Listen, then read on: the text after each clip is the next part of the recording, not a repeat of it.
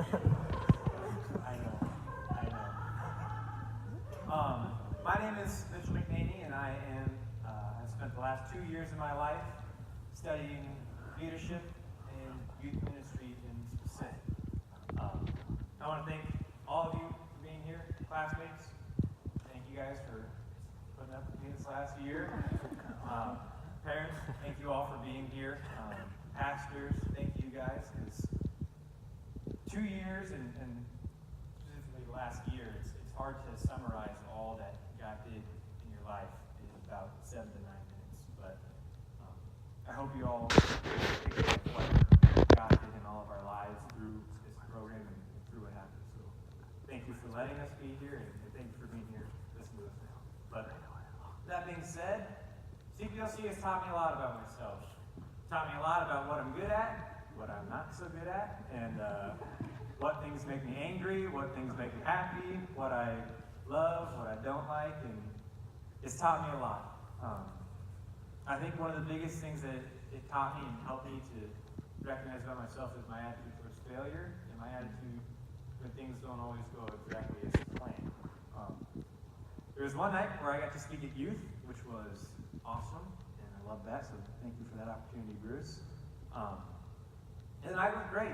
The message I prepared was awesome, or it went awesome, not bragging, I'm just saying. But it was great. I was proud of it. Worship was awesome. Kids were engaged. Overall, awesome night. Until the salvation moment came. And there was a bit of a miscommunication in what I had said, and it kind of got lost. There were some new kids in the crowd, and so everyone else kind of knew what I was talking about, but I probably wasn't as clear as I should have been. And long story short, it didn't go as planned.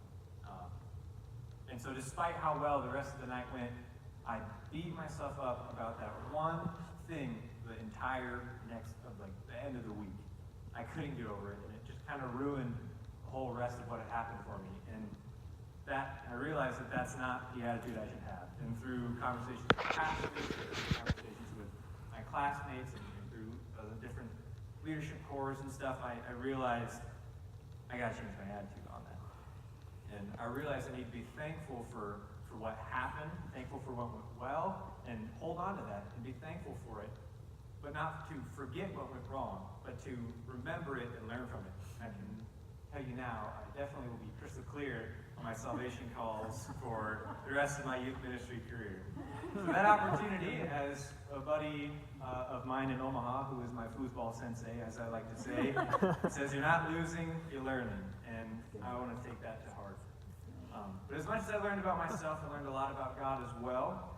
There were many, many small moments, small but profound moments where I felt God speaking to me. And one of the most important things I think I learned about God, and it takes a lot of weight off of me for where I'm going to go in my future, I learned that God's will is not this specific, super exact route that he wants you to take. I realize God really does give us free will. And as long as I am abiding in his word, I'm letting him lead my life, I'm following him, leading others to him, I think I'm in God's will. And I realized that for next year, I was just racking my brain and almost trying to muster up this idea from God, what do you want me to go? Do you want me to go to Omaha, Lincoln? Do you want me to go somewhere else in the state? Because there's a few opportunities I'm considering, and it can be super, super stressful if you're worried about what exactly does God want me to do. If he's saying, I want you to choose, you have free will, you have these opportunities that I've given to you, take whichever one you want and that you feel I'm leading you to. And I didn't think that was the case. I was so worried that if I went to Omaha or if I went to Lincoln, God was going to be upset or mad at me because I didn't catch what he was trying to say to me. I didn't go to the exact right place. And hear what I'm saying, God can definitely call us to specific things for a specific purpose. But by and large, I think God wants us to be in his word, leading people to him, and the rest, he gives us choice. And so that took a lot of pressure off me when I realized that for my next year.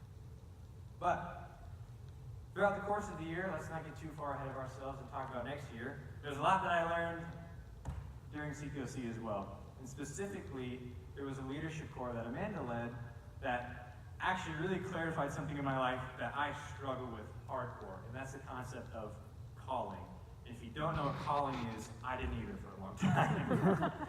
And calling, I feel like I really got a clear picture of what mine is specifically and what exactly it is during the leadership corps. Amanda had us all take a 1-hour prayer moment and just listen for God and see what he had to say for us. She had a few questions to think on specifically.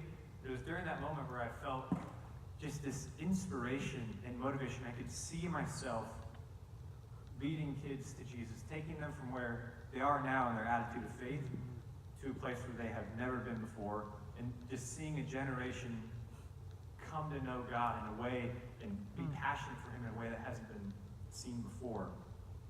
And I realized in that moment, it clicked in me, that that's not the first time that's happened.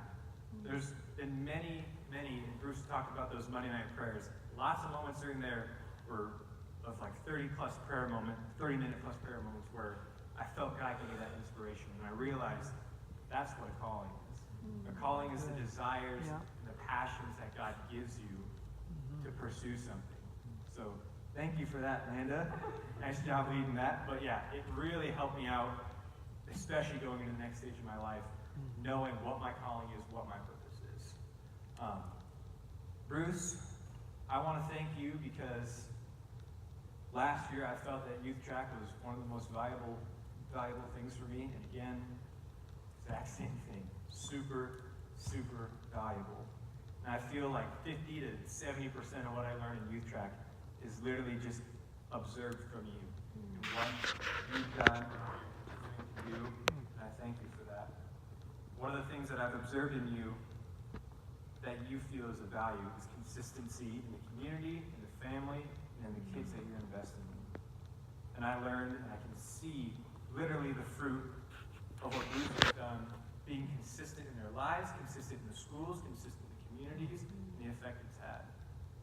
And I want to do that. The next place I go, I want to be there for a long time. Bruce has said, if you want to change a community, make real change in a community, expect to be there 10 plus years. And I take that to heart and I buy into it. So, speaking of next year, what does that look like for me? I'm not sure. I think I've got a few ideas of where I want to go, and I know one thing for sure, that whatever I'm going to do, it's going to be involving youth ministry. I want to work with students, I want to work with kids and teach them more about Jesus and get them fired up and passionate about it. And part of that's been through reaffirming what exactly my calling is on my life. But I know ultimately I'd like to be a youth pastor somewhere. So my next step, whether it's in Omaha, Lincoln, Bruce would love that.